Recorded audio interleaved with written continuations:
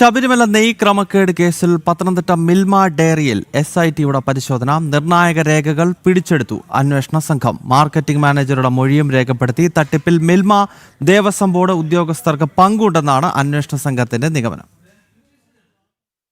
മിൽമ പത്തനംതിട്ട ഡയറിയിൽ കഴിഞ്ഞ ദിവസമാണ് SIT പരിശോധന നടത്തിയത്. ശബരിമലയിലേക്കുള്ള നെയ് വിതരണവുമായി ബന്ധപ്പെട്ട രേഖകളടക്കം SIT പിടിച്ചെടുത്തു. മിൽമ മാർക്കറ്റിംഗ് മാനേജറുടെ മൊഴിയും രേഖപ്പെടുത്തി. മിൽമയുടെ തിരുവനന്തപുരത്തെ ആസ്ഥാനത്തും പരിശോധന നടന്നിരുന്നു. ഓർഡർ ചെയ്ത നെയ്യുടെ 25% പോലും ശബരിമലയിൽ ഉപയോഗിച്ചിട്ടില്ല. 1.5 ലക്ഷം ലിറ്ററിലധികം നെയ്യാണ് ശബരിമലയിൽ എത്തിച്ചത്. ഇതിലാകെ ഉപയോഗിച്ചത് 19,800 ലിറ്റർ നെയ്യ് മാത്രമാണ്. നെയ്യുടെ ഗുണനിലവാരത്തിലും ആരോപണമുണ്ട്. ക്രമക്കേടിന്റെ പശ്ചാത്തലത്തിൽ പമ്പയിൽ സ്റ്റോർ റൂം തുറക്കാൻ തീരുമാനമായിട്ടുണ്ട്. പമ്പയിലെ ഗോഡൌണിൽ നെയ്യ് സൂക്ഷിച്ച് ഗുണനിലവാരം പരിശോധിച്ചതിന് ശേഷം മാത്രം സന്നിധാനത്തേക്ക് കയറ്റിവിടാനാണ് തീരുമാനം. ഇതുവഴി ക്രമക്കേടും കരാറുകാരുടെ ഇടപെടലും തടയാനാവും.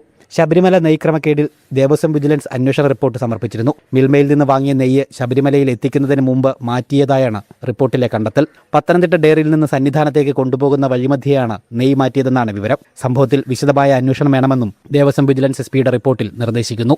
ജനം, പത്തനംതിട്ട.